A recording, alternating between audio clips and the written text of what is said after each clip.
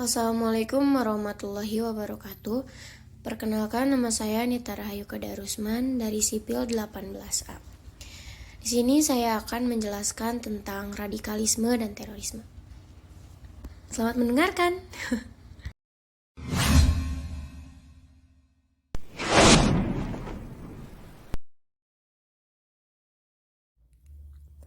Radikalisme.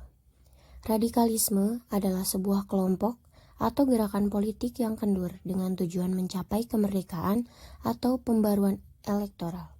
Yang mencangkup, yang pertama, berusaha mencapai republikanisme, yang kedua, penghapusan gelar, yang ketiga, redistribusi hak milik, yang keempat, kebebasan pers, dan yang kelima, dihubungkan dengan perkembangan liberalisme. Ciri-ciri radikalisme: mengklaim kebenaran tunggal dan menyesatkan kelompok lain yang tak sependapat. Radikalisme dicirikan dengan perilaku beragama yang lebih memprioritaskan persoalan-persoalan sekunder dan mengesampingkan yang primer. Berlebihan dalam beragama yang tidak pada tempatnya. Kelompok radikal mudah berburuk sangka kepada orang lain di luar golongannya. Mereka senantiasa memandang orang lain hanya dari aspek negatifnya dan mengabaikan aspek positifnya. Faktor penyebab radikalisme. Aspek yang mempengaruhi masuknya paham radikalisme di Indonesia. Yang pertama, faktor demografi. Penduduk Indonesia mayoritas beragama Islam dan mengikuti berbagai aliran pemikiran, juga memiliki budaya yang majemuk. Hal ini berpotensi untuk dieksploitasi dan dimanipulasi oleh kelompok radikal. Kemudian yang kedua, adanya faktor ideologi. Kondisi politik pasca reformasi yang masih belum reformasi dan seimbang telah memberikan peluang bagi proses pergeseran dan bahkan degradasi pemahaman ideologi. Yang ketiga, faktor ekonomi. Pengaruh ekonomi global yang belum kunjung pulih dan stabil membuat ekonomi Indonesia yang tergantung dengan fluktuasi ekonomi pasar global masih belum bisa berkompetensi dengan pesaing-pesaingnya, baik di tingkat regional maupun internasional.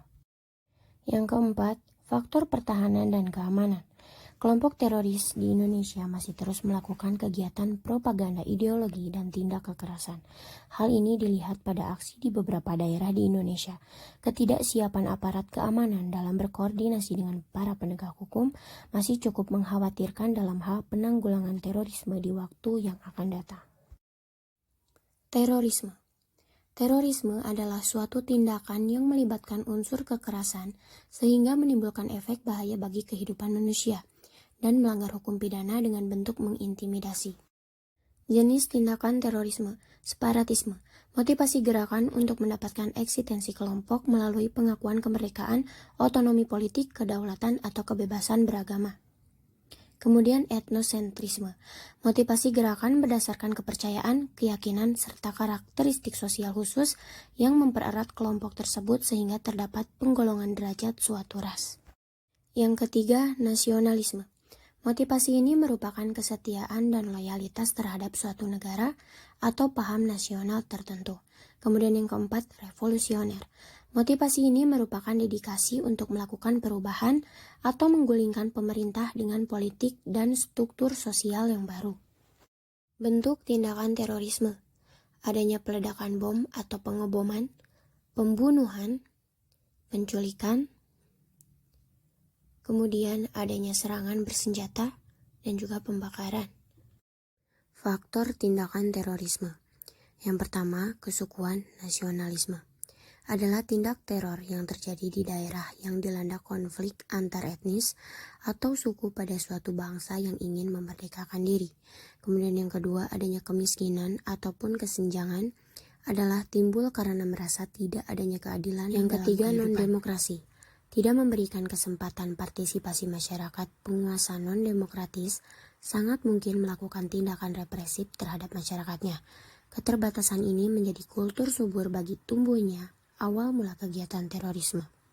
Yang keempat, pelanggaran harkat kemanusiaan.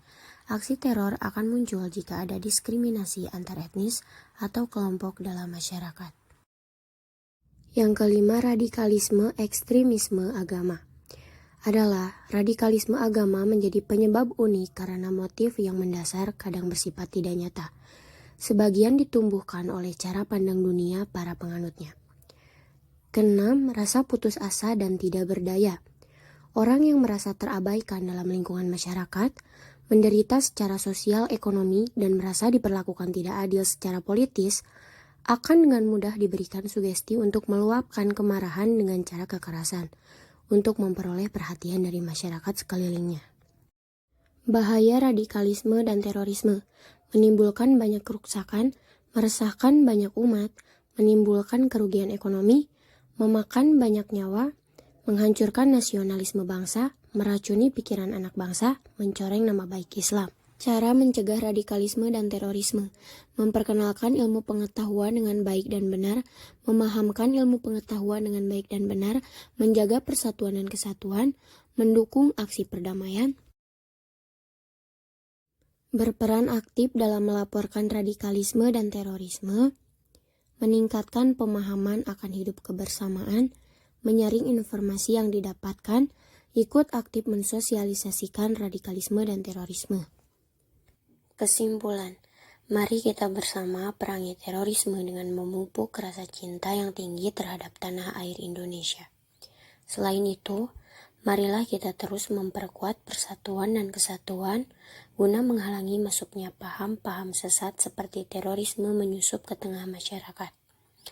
Lebih lanjut, pemerintah juga perlu memberikan tindak lanjut lebih serius dalam penanggulangan terorisme dengan menghadirkan payung hukum yang tegas.